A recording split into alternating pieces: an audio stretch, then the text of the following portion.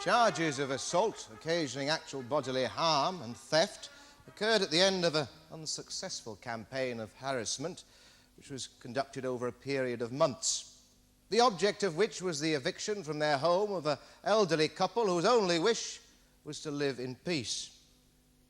And, members of the jury, it is against that background of threat and intimidation that you must consider the evidence against the accused. You are Edward Albert Taylor of 10 Victoria Square, Fulchester. Yes, sir, but all who know me calls me Eddie. What age are you, Mr. Taylor? I admit to 50, which is the truth. How long have you lived at your present address?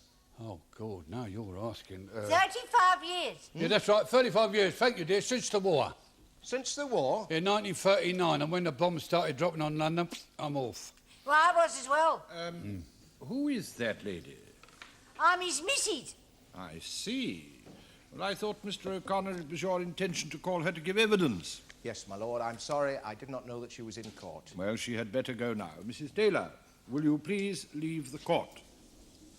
Witnesses are not allowed in court until after they have given evidence. I'm sorry, your lordship. She don't mean no harm. So, Mr. Taylor, you have been a tenant at 10 Victoria Square for your entire adult life. Yes. Do you occupy the entire house or just a part of it? No, we're just tenants. Always have been, more or less. So you are in the top floor flat of an otherwise empty house? Yes. Have you at any time owned the house or owned your own flat? No, sir, as I said, we was just tenants, more or less. What do you mean by more or less? Well, when I went in 1939, it was owned by a member of the family, old Mrs. Green, you see, and I lodged with her, and then after the war I stayed on, I never went back. I never paid any rent, and that's the way it was until a few years later I got married. What happened then? Well, she gave us a top floor flat and we just got on with it. Rent-free? Oh, no, we started paying the rent then. My lord, might I inquire of my learned friend where all this is leading? What happened so long ago has little to do with the events that my two clients are being tried for here today. My lord, the history of the ownership and the tenancy of the house in question is of great importance. This will become clear in my examination. Very well, but do get to the point as quickly as possible. Yes, my lord. So, when you got married, you moved to the top floor and started paying rent to the owner, Mrs. Green. Yes. Was your tenancy furnished or unfurnished? Well, I'll call it furnished, I suppose, but my wife replaced articles what she bought herself because old Mrs. Green's stuff fell apart. Do you have a rent book? Yes, sir. A rent book for a furnished tenancy? Yes. Do you still have it? You bet. They did their best to get it all to me. Yes, I'm coming to that, Mr. Taylor. Now, is Mrs. Green still your landlady? No, she died about 2 years ago. Or was it 3? No, 2, I think. What happened after her death? Whose? Oh, Mrs. Green, yeah. They sold it at the house. Who bought it? Company called Foams and Foam. A property company? Oh, yeah, but we didn't know at first. I mean, nobody told us who had bought it. We didn't even know who to pay the rent to. It was a very worrying time for me and my family. And then I found out, I wrote to my MP. I got a very, very nice letter back on House of Commons notepaper. I have it about my person, if you care to look at it. No, we don't wish to see it. Thank you, Mr. Taylor. Now, when at last you discovered who the new owners were you able to pay them the back rent owing? No, we tried to, but they wouldn't accept it. Did they give any reason for refusing it? That's an old trick. See, they let the rent build up and up and up, and then suddenly they ask you for it, hoping you spend it, see? Then if you have, you give you the boot out into the street. But since you were a furnished tenant when they bought the house, they could have got you out without recourse to such tricks, couldn't they? Oh, they could have done, but I wouldn't have gone all that easy. I am, after all, a champion toxopholite. I beg your pardon? Bows and Harrows, ex-British champion. I would have defended my castle, my home. How fortunate you didn't have to resort to such measures, Mr. Taylor. Yes, Your Honour, but my MP said the law was a much more practical weapon, if not quite so swift. Did Foams and Foam make any effort to get you and your family out? No, they treated us as if we didn't exist. I mean, they're a huge property company. They own half of this town. How long did this period of ignoring you last? Till April of this year. And what happened then? Well, then they sold it to Mr. Perloff, the present landlord. The man that hired them two thugs. My lord. Yes, quite. Mr. Taylor, just answer the questions and without abuse. At the time of Mr. Perloff buying the house, April of this year, how much rent was owing? £312. 2 years' rent, in fact. Yes, sir. Did Mr. Perloff collect the money? Well, he tried to, but I mean, I wouldn't give it to him. I mean, as far as I was concerned, it belonged to the previous owner. Nothing to do with him. He was new on the scene. Oh, raging, he was raging. You have, however, been paying him rent since April of this year. Oh, yes. What he's entitled to, he gets. But then he gave me order to leave, told me to quit, put in for a court order. What did you do about that? I wrote to my MP again, that's what I did. I got a very, very charming letter back because you're a very nice gentleman. And it was almost by return of post. On House of Commons paper it was. He said, hang on, the law is being changed. Yes, meaning that the Rent Act 1974 was coming into force. Yes. Members of the jury, since August the 14th, rather, this year, furnished tenants have been protected from eviction. So, Mr. Taylor, presumably you hung on. Right, I hung on. And on August the 14th, I had the biggest binge of a lifetime. God bless me, I was drunk for a week. You know, I was so grateful, I sent my MP a beautiful Mediterranean conch, because I'm a well-known conchologist. A what? Conchologist, Your Honour. I collect shells. I see. After the new Rent Act came into force, did your troubles cease? Yeah, it was all right for a time, and then them two turned up on the scene twice a week sometimes. Robert Sims and George Bell. Yes, sir. Did they tell you what they wanted? Yeah, they was coming to Winklers out. A couple of Winklers they was, although they wouldn't admit to it at first. Winklers? Yes, a Winkler, my lord, is someone who avoids the overt violence of the Rackman era and uses a kind of psychological warfare to winkle the tenants out, thus enabling the landlord to sell or develop the property at a huge profit. Yeah, that's right, Winklers. They called themselves Winklers, did they? Yeah, they said, hello, Mr. Taylor, we're Winklers. Come to winkle you out. And did Sims and Bell try to winkle you out? You bet. The fat one there with the evil eyes, he turned up there one day dressed up as a businessman. He had a waistcoat and a bowler hat and a briefcase, ridiculous, he looked. He said he was a solicitor and give me a letter. I mean, I smelt a rat right away, and true enough, the firm of solicitors, what they come from, didn't even exist. Is this the letter? Exhibit 1, please. My lord, I object to the introduction of this. My clients deny all knowledge of such a letter. Mr. Salter, if Mr. Taylor produces it, there's nothing you can do about it except dispute it in cross-examination. My lord. Show him the letter.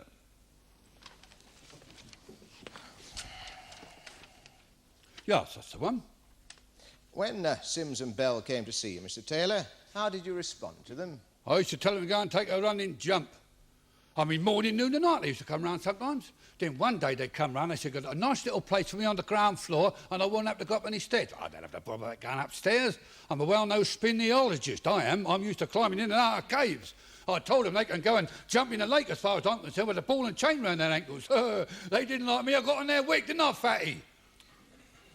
Mr. Taylor, you are not to refer to either of the accused in an abusive or sarcastic manner. Now, do you understand? I'm sorry, Your Lordship, but you shouldn't have heard what they called me.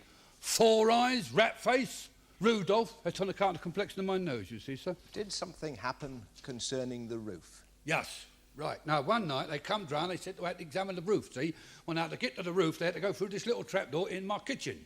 Now, the thin one, he gets up through the trap, he's all right, but the old fatty there, I beg your pardon, sir, he gets stuck halfway, his little legs thrashing about there. God blimey, he looked like a pig on the street. You wouldn't have to laugh if you'd have been there, I'm not kidding. Anyway, I'll tell you, about 3 or 4 days later, we get a shower of rain and the roof starts leaking. I mean, a roof that hadn't leaked for a lifetime suddenly starts piddling. God blimey, put one and one together. Did they at any time do anything other than make your surroundings uncomfortable? Yeah. One Sunday morning, we're laying in bed snoozing, and all of a sudden, that's a knock on the door. It's them two, Mutt and Jeff. Him, Bell, he's got a cage with him, a bird cage. Now, in this cage, he's got 2 rats. He said I could let loose these 2 Amazonian monsters, but if you go to this nice little place what I've got for you, I won't. I said you can let them loose. Basket and Peter will settle it like that. And I'll tell you something else, you can let loose a regiment of monkeys and all, because Basket and Peter will devour the lot. So a Basket and Peter, please. Basket and Peter, that's my 2 cats. Big as dustbins they are, and furious when roused. Did they let them loose? No, they are the pop band instead. A pop band? Yeah, a bunch of musicians calling themselves the Knee Tremblers. They used to practice in the empty flat underneath. But that's another old trick. See, all that noise, they're hoping to drive us out. Was it a loud noise? Can you imagine a room full of electronic banshees all being slowly tortured to death at the same time? With difficulty. That's what it was like. Go on all night sometimes, drive us out the blooming wall. How do you know it was the defendants who had hired this pop group? Well, on several occasions they said, "How'd you like the orchestra, Mr. Taylor? Do you like the nice nocturnal concert just laid off?" Look, put one and one together. You and your family must have been very frightened and upset by all this. We were, but we carried on unbudgeable. We just invested in a plastic bucket and earplugs. I beg your pardon. Well, a plastic bucket to get the drip from the leak from the roof and the earplugs to keep out the noise of the music. Did Sims and Bell at any time ask you for the rent? No, we paid the weekly rent to Cheetham and Bolt, the agents what represents Mr. Perloff. But they was always on about the 2 years' rent, what I'd saved up during the time of the previous landlord. And they wanted to get their hands on the rent book. Did they say why? Yeah, because they wanted to give me a new one. That's another one of their old tricks, you see. They steal the rent book and then pretend because you ain't got it, you're not business to be on the premises. They couldn't find it because I hid it in the Admiral's cage. Hid it where, Mr. Taylor? The Admiral's cage, so that's my cockatoo. I've got an Indonesian cockatoo. I construct haveries in my spare time. Yes, with all your accomplishments, Mr. Taylor, I'm surprised that you have any spare time. Yeah, well, I work on the basis of a 48-hour day. I go to sleep every other second night. Apart from that, Mr. Taylor, on the 2nd of September of this year, did something else happen? Yes. We was just going up our stairs into our flat, and it's like a jar. Now, I'm going in, and them two comes bursting out. I sort of challenges them, blocks their way, and they push past me. I'm not frightened of them, even though I got this bad back. Get out of it, they said, if you know what's good for you. And then him, Bell, gets me by the shirt and tie and says, "I've had a belly full of you," and nuts me right in the face, smashed me spectacles, and nearly broke me. It was frightening to see what's going on. And my wife was screaming, and then him, Fatty, pushed me down the stairs. Apart from your nose injury, were you badly hurt? I fell down a flight of stairs, mate. 20 steps. I could have broke every bone in my body. And I would have done, only happened to know how to fall properly. I'm a judo expert, you see, my lord. I got 2 weeks off work, and they stole the rent. Did you notice straight away that the rent money you'd hidden in your flat was missing? Well, how could I? I was in a semi-conscious state. I messed heap at the bottom of the stairs. The wife see all that part. She see all that about the rent money. You're quite sure that the two men who caused you all this terrible suffering are the two defendants, Sims and Bell? Quite sure. After months of persecution by those two evil faces, I could not forget nor mistake, not even in a million years. Thank you, Mr. Taylor. No further questions, my lord.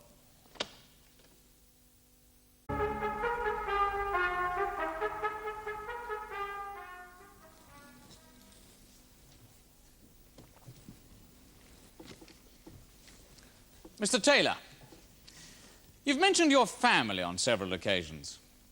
How many are there in your family? 5, not counting my collection of insects. I write articles on entomology, my lord. 5? Yes. Who or what are the other 3? Myself, Sarah, Basket and Peter and the Admiral. Yourself, your wife, 2 cats and a cockatoo. Yes. You said you left London in 1939 after the bombs started falling, is that correct? Yes, sir. But, Mr. Taylor, no bombs fell on London in 1939. That was not until much later. Well, I can't remember exactly. Quite. Now, you've said you've got a bad back. How long has it been bad? Oh, years and years. I got knocked down, you see, in an accident with a car. That's why I walks with the stick. Oh, so you're no longer agile? No longer agile. Yes. Mr. Taylor, you told us previously you were a speleologist. You spent your time climbing in and out of caves, something which requires a considerable degree of agility, correct? Yeah. Well, I used to. I mean, in my younger days. Oh, I see. Just a little exaggeration. Presumably you're no longer a judo expert, as you told the court a few moments ago. Well, of course, I mean... Yes or no? No. Just another little exaggeration? Now, you see this book, Mr. Taylor? Now, if this were a book of sporting records with a section on toxophily, bows and arrows, I would expect to find your name amongst the list of former champions, would I not, if you say that you were an ex-British champion? Is that a book of records? Answer my question. No. No what? No, you would not find my name in there. Because you are not a former British champion, correct? Yeah, but I did use bows and arrows. Mr. Taylor, didn't we all when we were children? You have also told the court that you were a conchologist, a collector of shells, and that in your spare time you constructed aviaries. I won't ask you about those two facets of your life, provided you agree with me that you are given to exaggeration, fantasy, talking big. I speak my art, I speak my mind. More than that, I will not say. Well, do try and remember that you are under oath. My lord, if my learned friend is saying that the witness is a liar, he should say so in plain terms. It is improper to insinuate such things. I think he is putting it in plain terms, and it is the witness who is not helping himself. Mr. Salter? I'm obliged, my lord. Now, Mr. Taylor, you told us that after the incident on the stairs, that you were off work for a fortnight. Yes. What do you actually do? What is your occupation? Yeah, well, I'm an inventor. Oh, really? How interesting. What do you invent? Well, you know, things. What sort of things? Well, just things. Could you be a little more precise? Yes, I invented an electric bell for a bicycle. Oh, really? I haven't seen many of them about. No, well, that one didn't catch on, that's all. I mean, a lot of your inventions don't, you see. Oh, well, tell us one that did catch on. Yes, there was my electronic sun-triggered plastic fly swat. You see, the sun's rays strike a mirror what is situated in the centre of the plastic fly swat, and then as the fly crosses the beam, the reflection of the fly on the mirror triggers off the fly swatting mechanism, thus swatting the fly to death. How ingenious, Mr. Taylor. Correct me if I'm wrong, but that invention never really caught on, did it? No, well, I mean, with this climate, the sun can't really be depended on. Oh, yes, quite, of course. In fact, you don't earn your living as an inventor, do you? Oh, yeah, but I'm always sending ideas down to the patent office. I'm very, very well known down there, sir. Well, my ideas. I'm sure, Mr. Taylor. What do you earn your living as? No exaggeration now. Well, I was a foreman and storeman, but I don't work now, or can't, you see, on account of my accident. I'm partially disabled. Oh, I see. So what do you live on? Where does your money come from? Well, I've got compensation and my wife works. Oh. So your role as an inventor is just another one of your fantasies. Is there any reality in your life, Mr. Taylor? Yes, them two, that's reality. Come and make you a nervous wreck and dump you off from your homes. Yes, of course. Now, you claim that a sum of money was stolen from you. Stolen by them two. That's what you say. Now, how much do you claim was stolen? £312. Where did you keep the money, Mr. Taylor? In the flat. That was a rather strange thing to do, wasn't it? Why? Well, keeping such a large sum of money in the house. Well, nothing strange about that.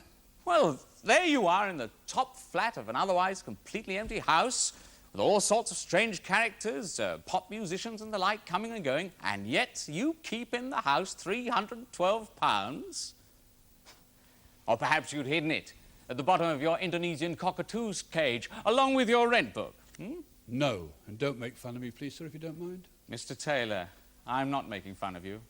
I'm just trying to penetrate the veil of secrecy with which you seem to surround yourself, that veil of fantasy, in order to get to the bottom of the very serious accusations which you have made against Mr. Sims and Mr. Bell. And you'd make them do it if you knew as much about them as I do. You will help us enormously, Mr. Taylor, if you restrict yourself to answering my questions without resorting to your fantasies. Now, when the property company to whom you owed the £312 sold the house, why didn't you go and give the money that you owed them to them? If for 2 years they refused to acknowledge my existence, buy the house without even telling me, then sell it again without even telling me, and then ignore my efforts to pay the rent, why should I go to them? If it belonged to them, they should have come for it. God, blimey, if they owed you the money, you'd go and collect it, wouldn't you? Your job is to answer questions, Mr. Taylor, not to ask them. I have answered the question you asked me. Now ask me another. I will. You state that on the 2nd of September last, you were visited by the two defendants. Visited? God, blimey, that's a nice way of putting it, isn't it? Hey, visited, mate. Do me a favour. They broke into my flat, pushed me down the stairs and stole my money.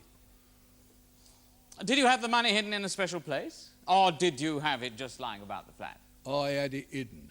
Oh, you did? Yes. In a biscuit tin with a cloth over it underneath the fish tank. Mr. Taylor, why in a biscuit tin? Why not? Well, why not in a bank or a post office or as people do in such instances, in the local police station. It would have been much safer in any one of those places, wouldn't it? It was perfectly safe where it was until them two turned up on the scene. Did you have the money in £5 notes, £10 notes, or single-pound notes? 50p pieces. 50p pieces? Yes, every time I come back from the local at night, I used to put a 50p piece into the tin, every night except Sundays. We don't go out on Sundays, we keep the Sabbath. Why 50p, Mr. Taylor? Well, 50p a night for 6 nights, that's £3, that's our weekly rent, simple as that. Oh, it may seem simple to you, Mr. Taylor, but it doesn't seem so simple to me. You put 50p into a tin underneath a fish tank 6 nights a week for 2 years? Yes. Without missing out even once? Never once. I would not leave my local without my 50p. You ask the landlord of the Cap and Bell. What, in fact, you're telling the court is that in your biscuit tin you kept 624 50p pieces. 624? That is correct. Mr. Taylor, is this not another one of your cock and bull stories? Ask a silly question and you'll get a silly answer. What do you mean? Of course it's the truth. You ask the missus, she'll bear witness. But everything you have said in the witness box has not been the truth, has it? The speleology, the judo, the toxophilie? Yeah, all right. I mean, you can make fun of my life if you like. Fair enough.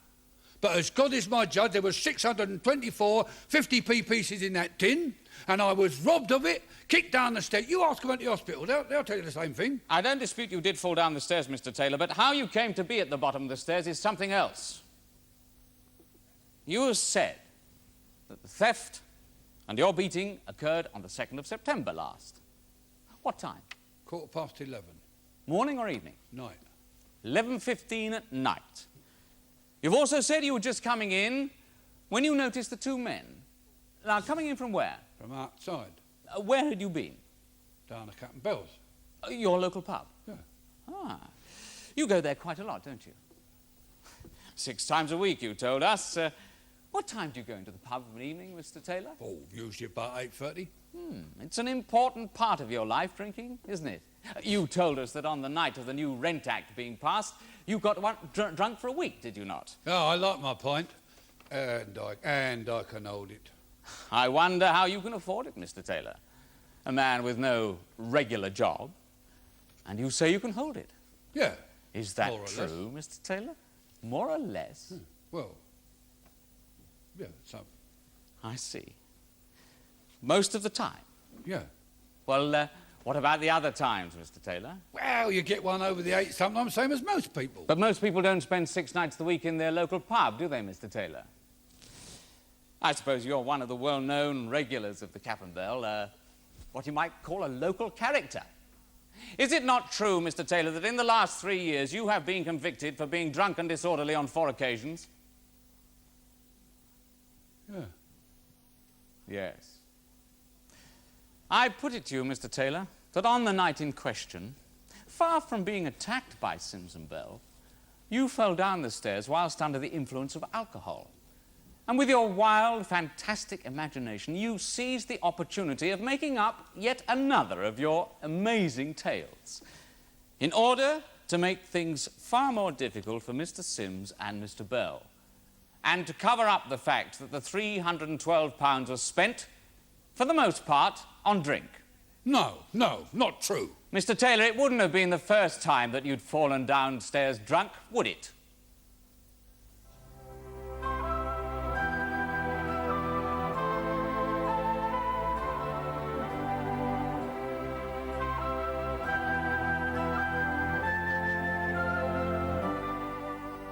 The case of the Queen against Sims and Bell will be resumed tomorrow in the Crown Court.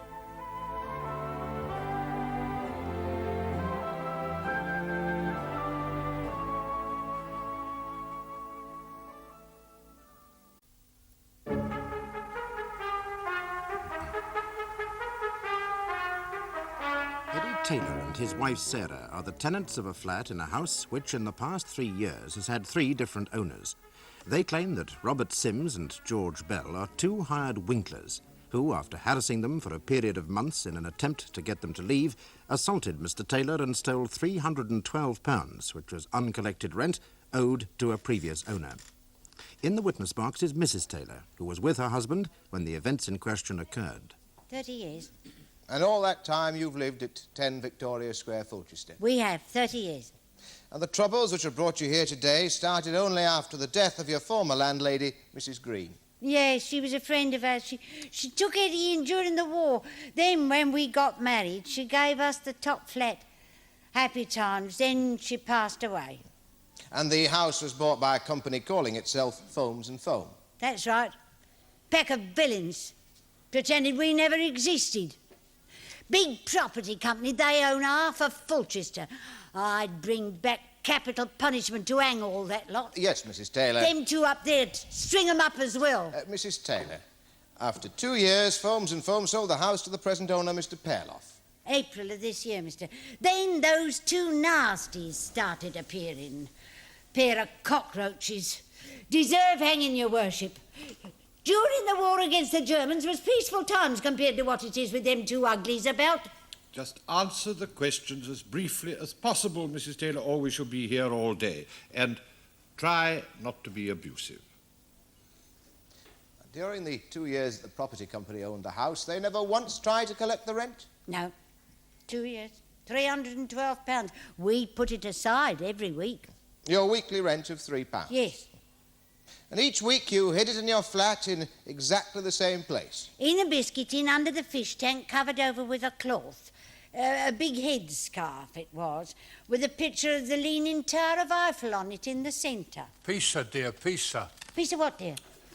Mr. Taylor, you are not allowed to exchange comments, however innocuous, with your wife while she is in the witness box. Now, don't let me have to warn you again. Why did you not lodge the money in a post office or a bank, or even with the police? Well, it didn't seem no need to. Our flat was always a safe place. We'd never had no trouble in all the years we lived there until those two nasties arrived. In short, Mrs. Taylor, up until recently, you felt happy and secure in your flat. We did, mister, until they arrived. Give them a good long jail sentence, your worship, if you want my advice. When I want your advice, Mrs. Taylor, have no fear, I shall ask you for it. But in the meantime, as I said before, just confine yourself to answering the questions. Mrs. Taylor, let us come to the night of the 2nd of September this year, please. Yeah, aren't you going to ask me about when they put the hole in the roof and the noise from the pop freaks? That's not necessary, Mrs. Taylor. Your husband has already given us the answer to those questions, one. thank you. He did it. Got up on the roof and he leaked it all over the place when it rained. Yes. Now, will you tell us, as briefly as possible, please, what happened on the night of the 2nd of September? Now, as briefly as possible, please. The hall door, right. Came in, up the stairs, 2 flights, got to our landing, and I noticed the light in the passage was on. Going out, we always turn it off, save electricity, see? Funny, I said to Eddie. Very, he says. Suddenly, we heard scuffling and shuffling round about in the room.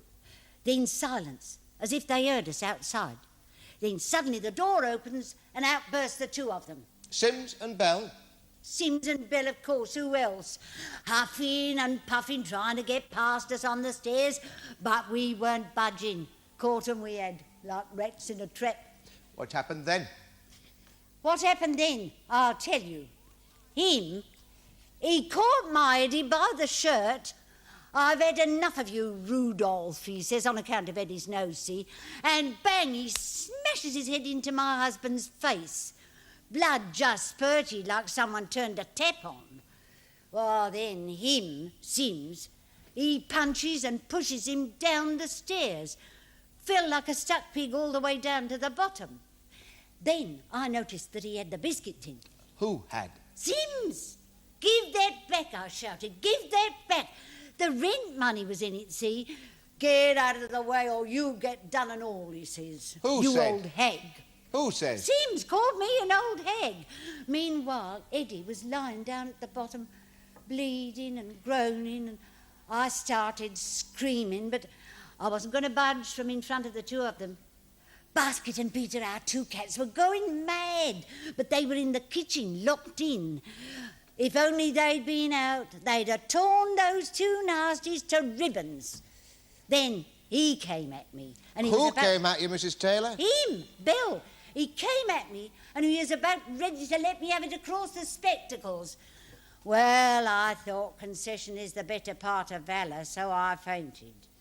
I slid down against the wall and they thought I'd had an attack. Then somebody called out, "Come on, let's get out of here," and they ran off with the biscuit tin. You must have been very, very frightened, Mrs. Taylor. I was, mister. I was very, very scared. I thought my poor Eddie was dead. Quite.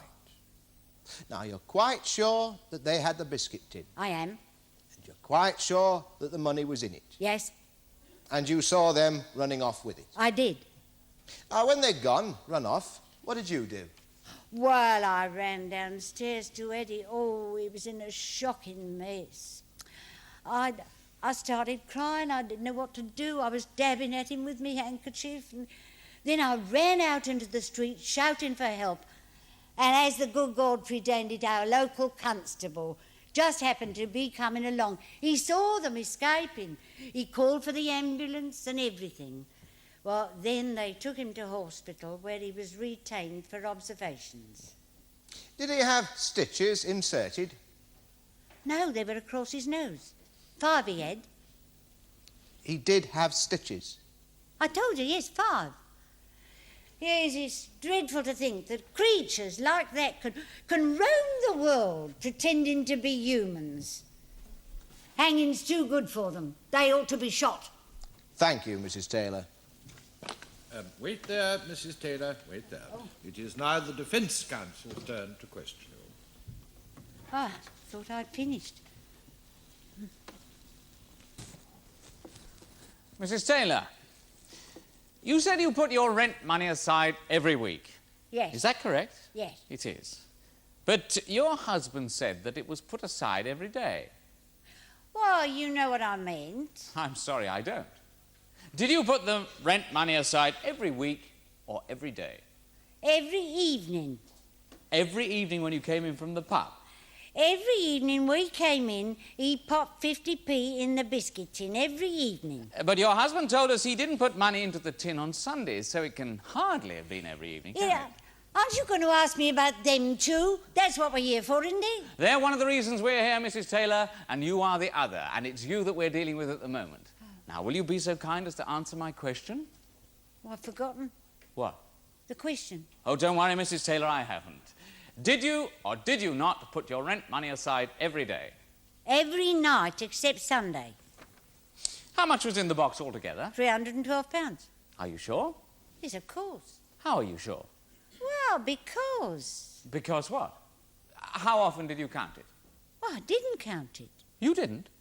Your husband did, perhaps. No, there was no need for him to count it either, mister. But, Mrs. Taylor, how can anyone for certain say that there was £312 saved up in the tin if no one counted it? Mr. Taylor, my husband, put 50p in the tin 6 nights a week for 2 years, right? There are, to the best of my ability, 52 weeks in the year, right? Well, add it up on a piece of paper or in your brain box, it comes to the same thing. £312, right? There are £312 in 50p pieces lying about the flat. Yes. Mrs. Taylor, were you or your husband never once tempted to touch it? It wasn't lying about the place. It was in the biscuit tin under the fish tank. Oh, yes, of course, underneath the headscarf, yes. Now, what do you work at, Mrs. Taylor? What do you want to know for? Answer defence counsel's question, Mrs. Taylor. Well, I'm head cleaner in a block of offices. A full or part-time? Part. You wouldn't earn very much, Mrs. Taylor, but perhaps £12 or £15 a week, perhaps? £15.50, if you must know. I'm the head cleaner. Your husband, having no job of his own, is very much dependent on your weekly wage, is he not? Well, we share and share alike. Except that he hasn't got a great deal to share. The compensation he got for being knocked down years and years ago, I presume, is long since gone, or very nearly. So, Mr. Taylor, my husband, is a brilliant man. He gets more wonderful ideas in his head in a day than you're ever likely to in all your life, begging your pardon. And he never went to a university neither. Learned it all himself, he did, from his books. We have lovely times together, if you don't mind. And if it wasn't for this Rent Act what has just come in, you know where we'd be. On the street, mister. Sleeping rough and dotting down like tramps. True, Eddie? Right. Apart from all that, Mrs. Taylor, the two of you have to live on £15 or so per week, less £3 rent money. Now, that doesn't leave an awful lot, does it? Especially when you remember that you and your husband spent every night or 6 nights of the week in the pub, and you must have spent at least £1 between you. Now, that doesn't leave an awful lot for living expenses, does it? What are you getting at, mister? Well, I mean, it must be nearly impossible for anyone in your circumstances to resist dipping into that £312. Your husband claims that the two defendants asked you for the back rent. I asked for it, but they didn't get it. Asked for it on behalf of the landlord? Yes. Do you know that in law the landlord may have been entitled to it? Well, then why didn't it take us to the law, then? Well, perhaps he suspected that it had gone, that it was spent, that it was non-existent. Mrs. Taylor, I suggest to you that your husband had dreamt up this whole cock and bull story of assault and theft to cover up the fact that the £312 was a thing of the past and no longer existed.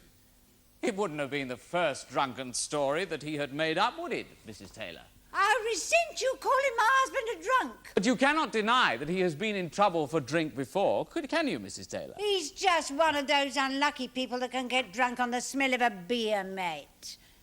Half a pint sets him up for the evening. He's not a drunk. He's just got a merry soul, that's all. Mrs. Taylor, can you tell me the name of just one person who saw the £312 in the biscuit tin apart from yourself and your husband? Just one. No one. Thank you. Except those two up there.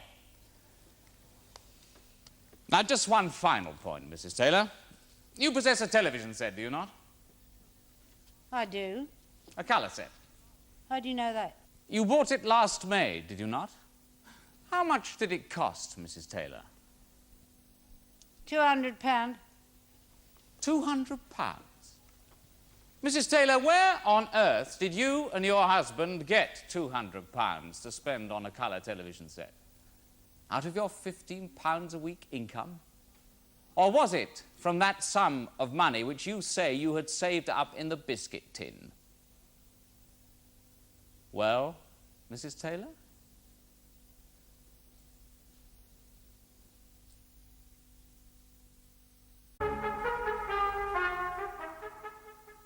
I had it saved up.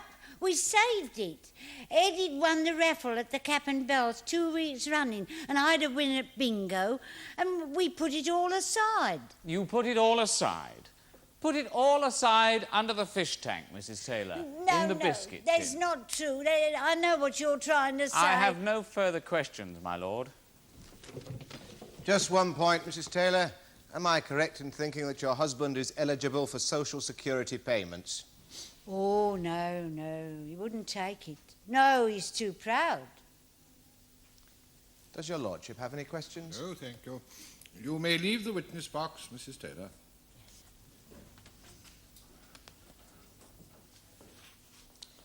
I call Constable Beck.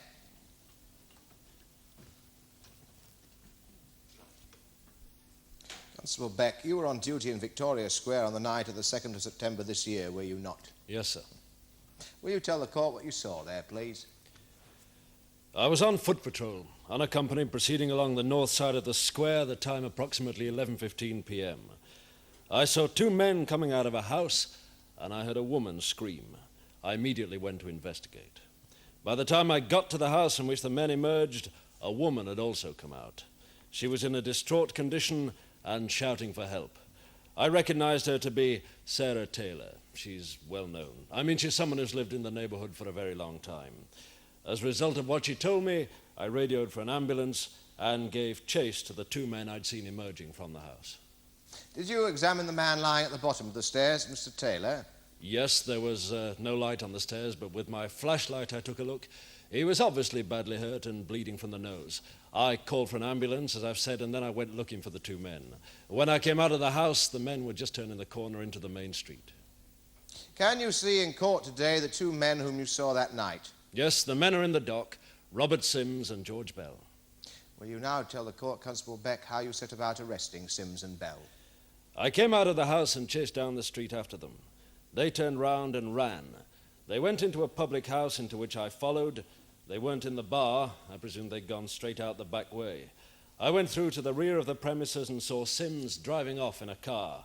I came back into the public house and found Bell hiding in a lavatory.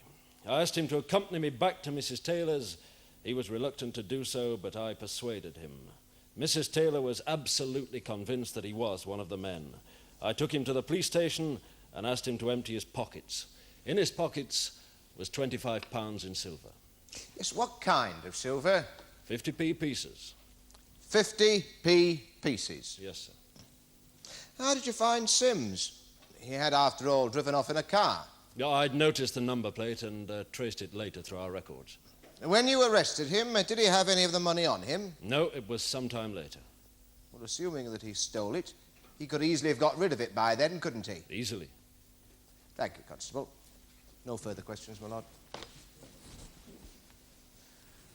Constable Beck, it's no secret that around Victoria Square the Taylors are a couple of lovable eccentrics. Yes.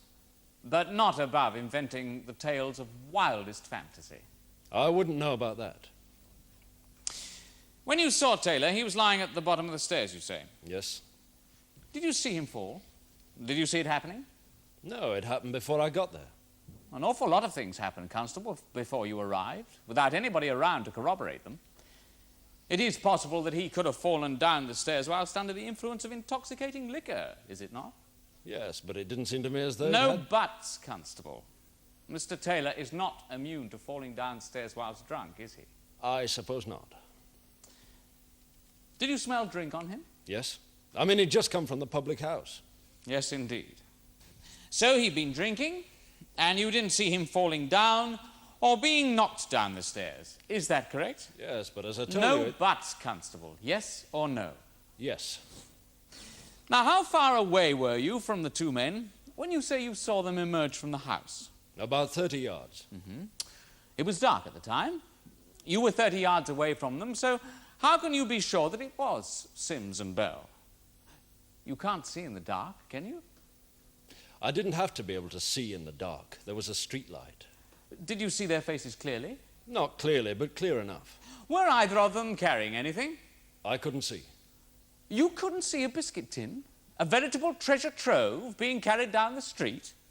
If you couldn't see a tin large enough to hold 624 50-pence pieces weighing at least 18 pounds, how can you possibly have had a close look at whoever it was you say you saw coming out of the house? I'm satisfied it was the two men in the dock. You may be, but you'd be wrong. 30 yards away from them in a dark street. Did you recover the mythical 312 pounds, Constable? Bell didn't have it on him, did he? Neither did Sims. Bell had £25 in 50p pieces on him. Oh, yes, but he could have got that £25 in any number of ways, all of them legal, couldn't he? Yes, but very coincidental. How he happened to have it on him, he will explain himself when he gets into the witness box. Was Taylor unconscious at the bottom of the stairs? Badly shook up, but conscious. Was he able to speak to his wife, or to you? Just about, yes. Can you remember what he said? Yes, he was telling his wife to calm down and muttering something about the Rent Act. I mean, it was more like mumbling than talking. But he was in control of his senses? Yes, just about. When you were first told by the Taylors that the £312 was stolen, was it before or after giving chase to the two men? After. So while you were away, the Taylors would have had time to invent the story of the missing money, wouldn't they? I mean, they would have had time enough, wouldn't they? I suppose so. Thank you, Constable. I have no further questions, my lord. Very well, thank you, Constable. That is the case for the prosecution, my lord. Very well. Mr. Salter, I call Robert Sims, my lord.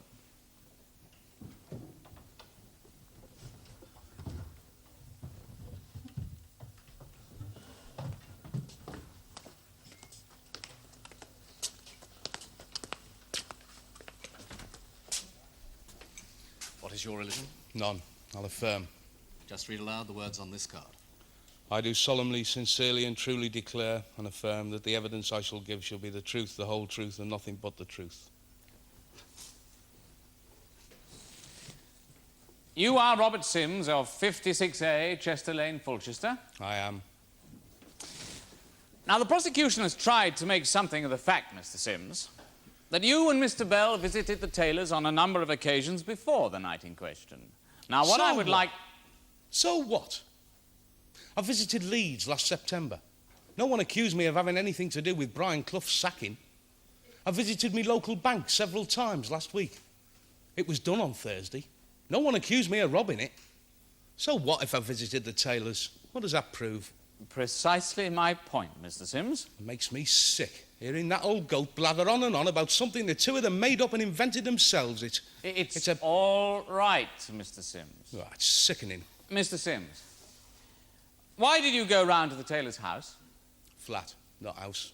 Top floor flat.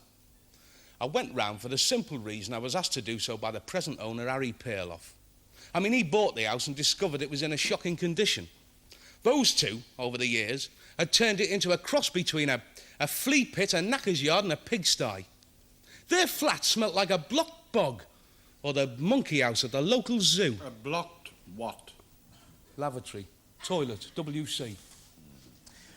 Why did Mr. Bell usually accompany you? Well, he's in the building trade, isn't he? I mean, I was consulting him. I needed all the advice I could get to decide what to do with the place. I mean, I couldn't get anywhere with those two. Any time they were sober, they wouldn't answer the door. And when they were drunk, well, all you got was abuse. The language. It was like a Hong Kong brothel. Terrible. Mr. Taylor has said that you went round to them the first time pretending to be a solicitor with a letter of eviction, a notice to quit. Is that true? Nonsense. Dressed like a solicitor. I'm known in this area, you know. Anybody sees me in a suit, it'll be on an undertaker's slab. I went round all right with a letter from the landlord asking for permission to inspect their flat with a view to doing essential repairs. Nobody wanted him to quit. All we wanted was his permission to have the place done up. But no, these old codgers swear black and blue they're being terrorised when all the landlord wants to do is improve the property. God, it makes my blood boil, it really does. Mr. Sims, the prosecution have been trying to suggest that the frequency of your visits had something to do with the new Rent Act. Now, although it has nothing to do with why you are here today, is there any connection? Well, they think there's a connection. They accuse me of being a Winkler. What a load of rubbish. Why should I winkle him out? It's not my property. I've got my own place, thank you very much. And thank God I have, because since that new law came in, no landlord's going to rent out accommodation because he can't get the tenants out. Think of having as tenants year after year, a pair of maggots like those two.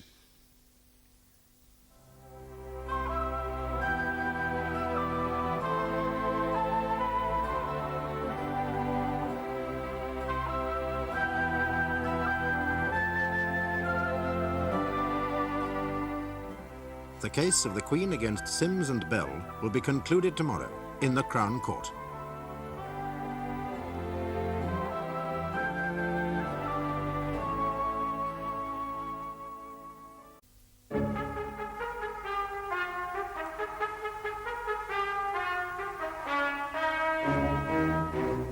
This is the final day of the trial of Robert Sims and George Bell, who are accused of assaulting Eddie Taylor with intent to cause actual bodily harm and with the theft of £312.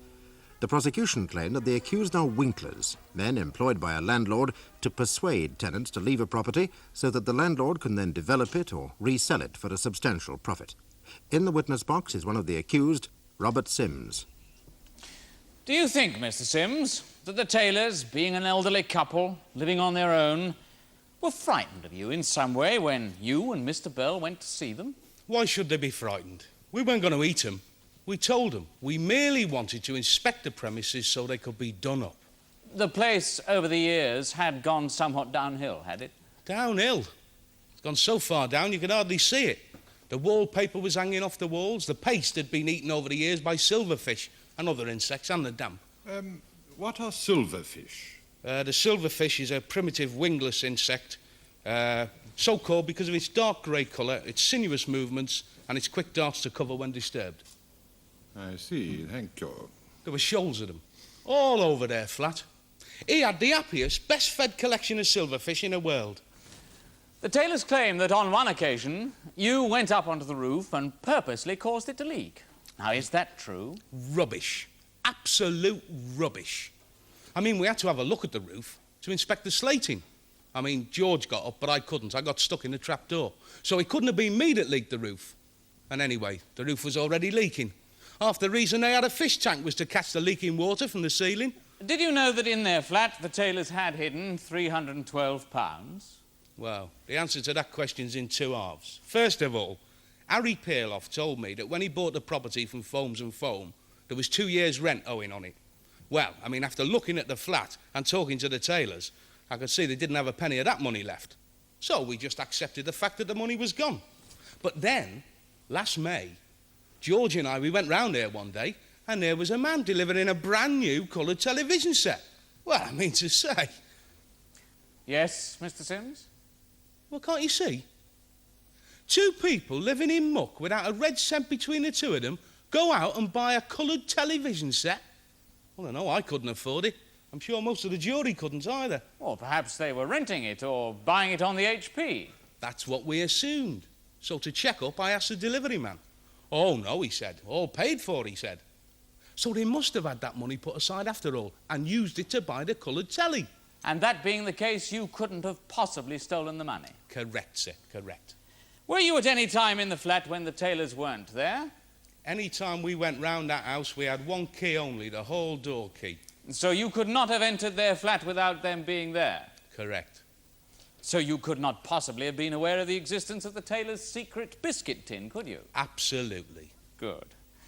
Now, the constable has stated he saw you drive away in a car from the back entrance of the public house into which he said he saw you and Bell run. Now, what do you have to say about that? Well, the constable made a mistake. I mean, I do own a car, but I haven't got a licence to drive it. So if it was me, how come they didn't charge me with driving a car without having a licence? You see what I mean? I do indeed, Mr. Sims. Where were you on the night of the 2nd of September? At home, with me feet up, playing Scrabble.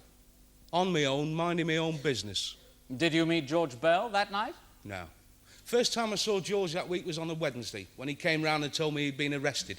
Were you surprised when he told you why? Shocked. Shocked. But not half as shocked as when they came round and charged me. I was furious. To think that two old doxies can dream up and cause innocent people so much trouble. It's a pity the government didn't make provisions in their new Rent Act for that kind of carry-on. But no, they're only interested in protecting social parasites like those two. God knows why. In short, Mr. Sims, you were not at the Taylor's flat on the night in question. You did not steal the back rent, real or imaginary, and you did not assault Eddie Taylor, knocking him down a flight of stairs. Assault him? I wouldn't touch him with a barge pole. Thank you, Mr. Sims. Will you wait there, please? You say you own a car but have not passed your driving test. You have a provisional licence, have you not? Yeah. So you could have driven your car on the night in question, couldn't you, if Bell was with you? How? Oh, don't be so naive, Mr. Sims. Mr. Bell is qualified to drive, so you could have driven your car if he'd been in the car with you. He is a qualified driver, is he not? God only knows. For a man who has no religion, you certainly believe in invoking the deity as often as possible. Who said I had no religion? You yourself, when you chose to affirm. However, Bell, the qualified driver, usually accompanied you when you drove to Victoria Square, didn't he? So? So? When Constable Beck arrived on the scene, in the panic of being chased by him, you lost Bell, and you decided to drive yourself home in order to escape. Hypothetical, to say the least. But what happened? No. What was the car doing away from the scene in that case, if we were supposed to have driven up to number 10? Well, it'd be less conspicuous parked round the corner, wouldn't it? You're barking up the wrong tree, mate. The jury will decide that, Mr. Sims. Now, you say you spent the night in question at home playing Scrabble. Well, Scrabble's not a game intended for people to play by themselves, is it? Suppose not. Have you anybody who can testify that you stayed and remained at home all that Monday evening? I live on my own. Well, you have some friends, I presume. Of course I have. But none of them saw you that evening? No. No. So you can find no one to support your alibi. Now, you've also told us that the Taylors were uncooperative whenever you went round to inspect the premises. Yes. Well, they must have been cooperative enough to let you have a look at them and then let you have a look up on their roof. After pleading with them. But they allowed you to look. Now, having inspected the flat, did you do anything about having the repairs done? No, wasn't my job. George Bell was always with me. He's in the building trade. Oh, did he try and carry out repairs? Well, no. We got no encouragement from the Taylors. No. Well, if it wasn't to annoy the Taylors, what'd you go round there for? Well, the landlord asked me to. The landlord asked you to. What's your relationship with the landlord, Mr. Perloff? I know him, that's all. You work for him? Not exactly. When he has jobs to do, I do them. What sort of jobs? What is your occupation exactly? Well, this and that. You'll be a bit more precise, please.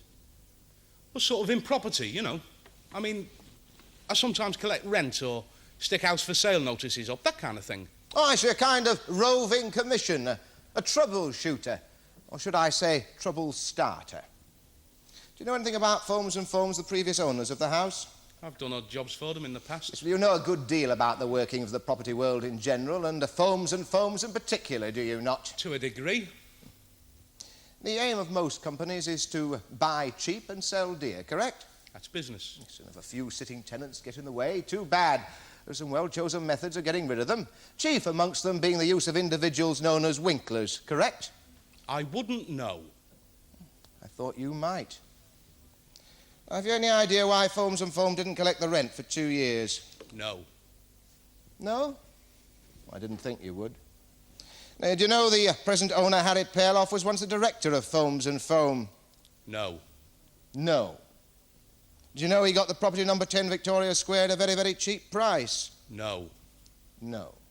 Do you know the property, done up and without the tailors, would fetch a very, very high price? Well, it stands to reason, I suppose. But why don't you ask Harry Perloff all these questions? It's nothing to do with me. I will, Mr. Sims, if he comes into court and gets into the witness box. You did ask the tailors to move out, didn't you? Yes. To alternative accommodation. But they wouldn't. Well, it's hardly surprising, since you were offering them a one-room flat, Mr. Sims. You and Mr. Bell decided to visit them every day, week after week, hoping they'd change their minds and move from the home they'd been living in for 30 years. But they refused. How unreasonable of them, Mr. Sims.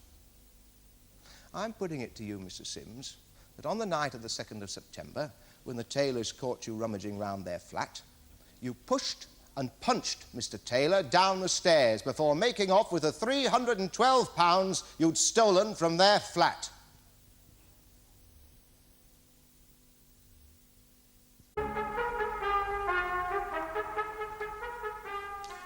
Now, Mr. Bell, when Mr. Sims went round to see the Taylors, why did you always accompany him?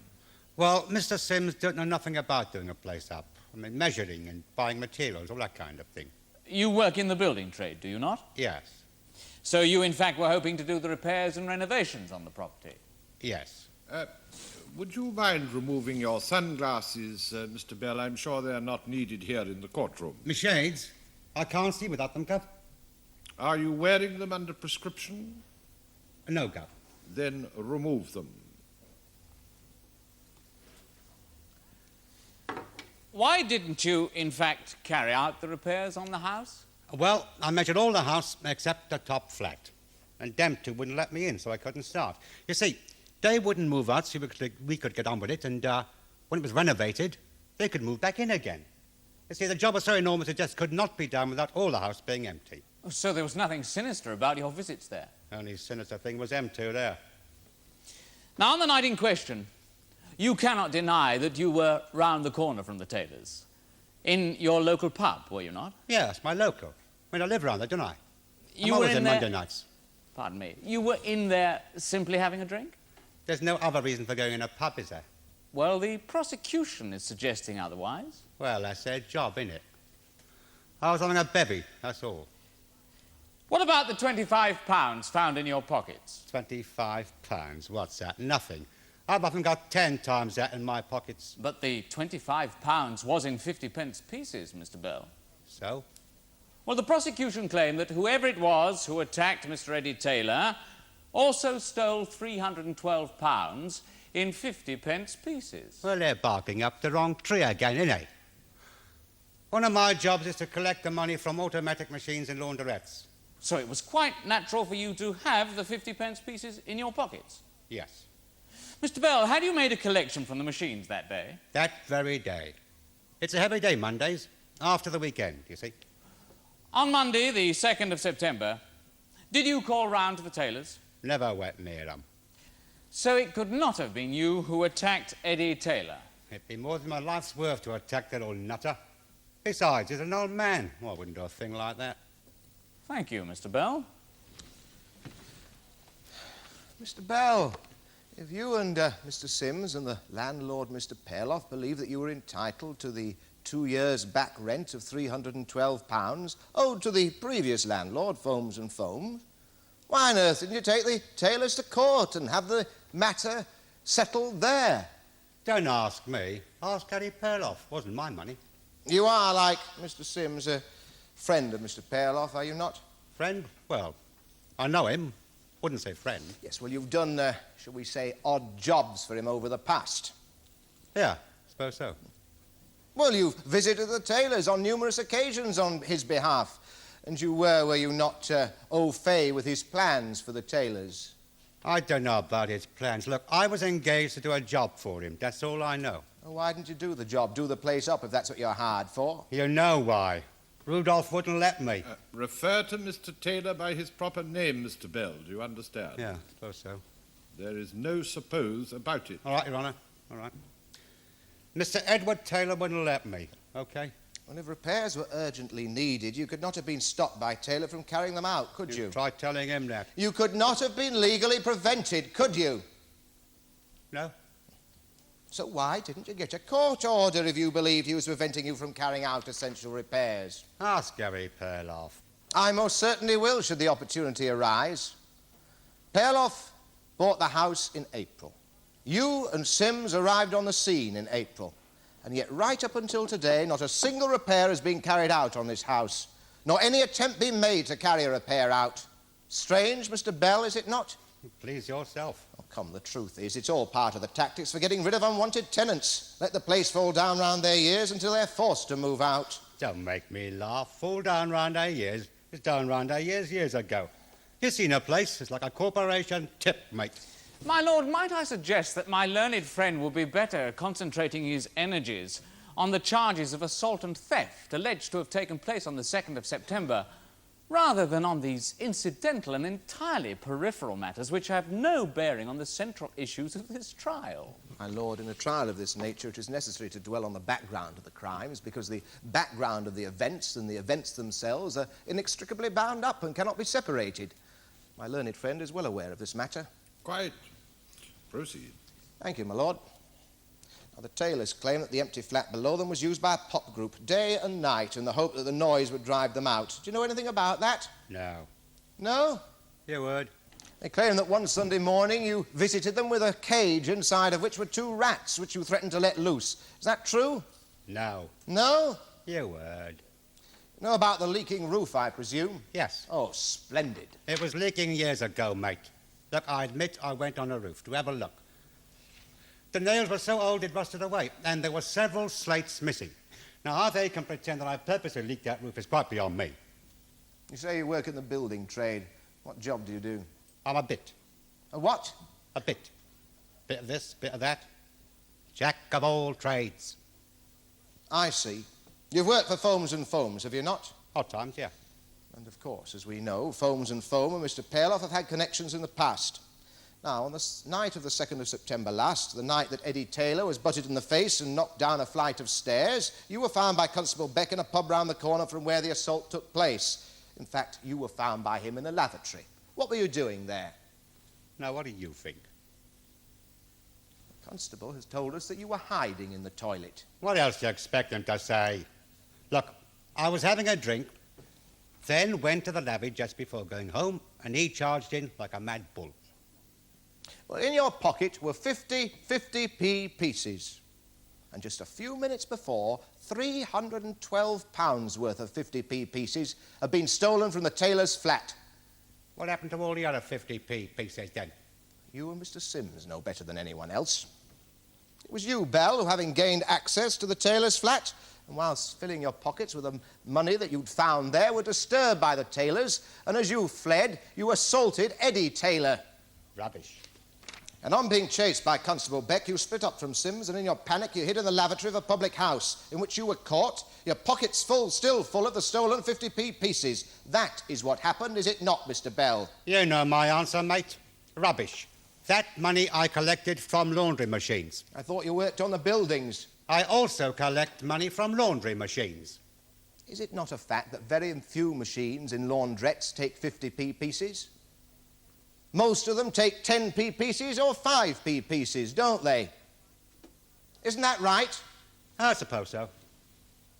And yet, Mr. Bell, apart from the 50p pieces, all the money that was found on you were 3 single £1 notes. No 10p pieces and no 5p pieces.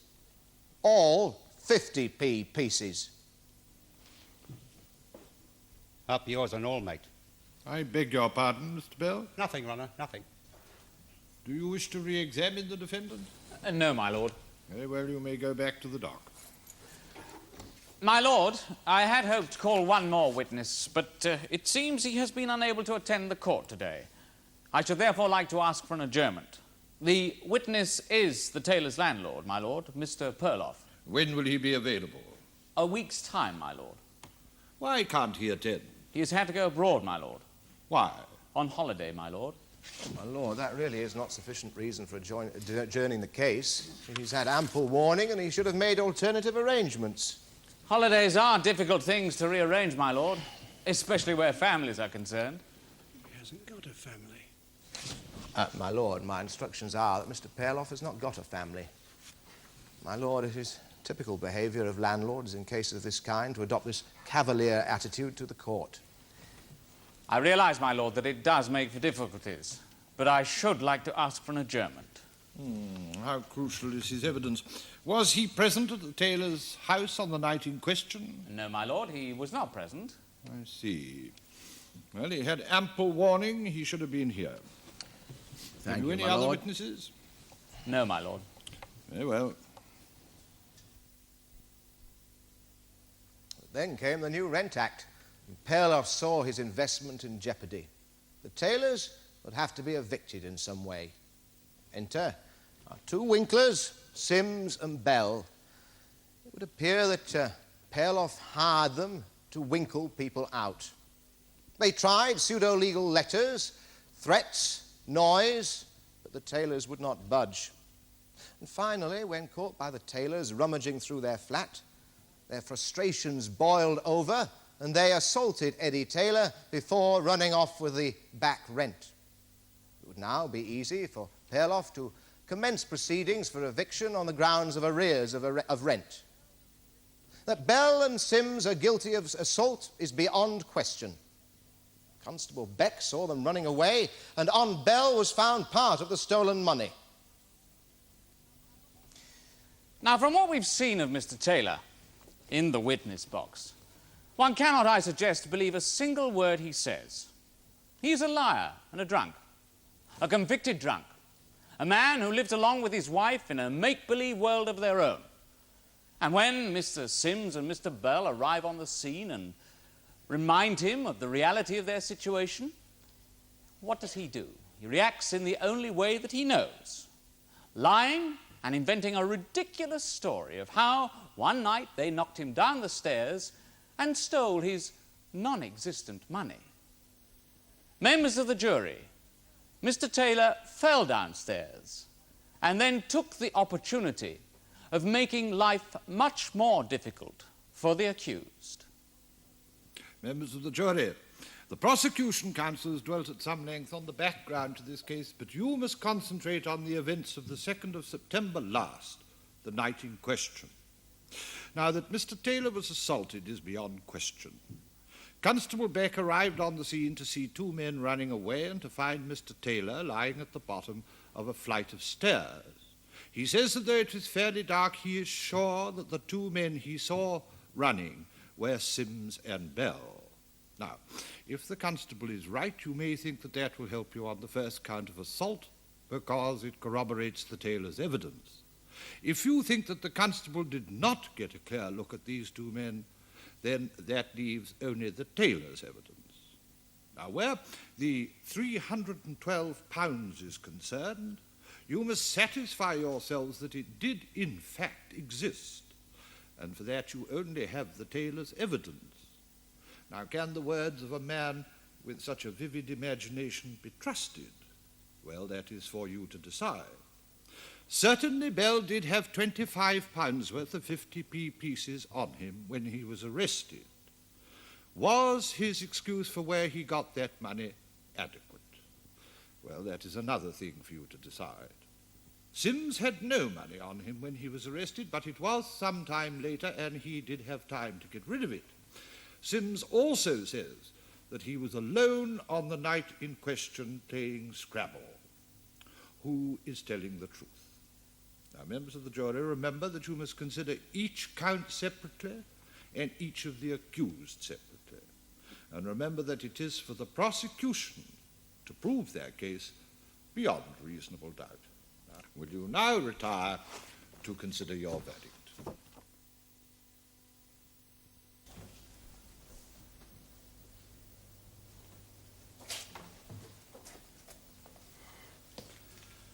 Members of the jury, will your foreman please stand?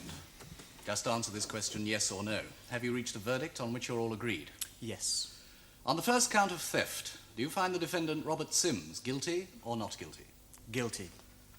On the same count of theft, do you find the defendant George Bell guilty or not guilty? Guilty. On the second count of assault, do you find the defendant Robert Sims guilty or not guilty? Guilty. And on the same count, do you find George Bell guilty or not guilty? Guilty. Thank you. Robert Sims and George Bell, you've been found guilty on both counts, a verdict with which I am in complete agreement. And I sentence each of you to 9 months' imprisonment on each count to run concurrently. Take them down.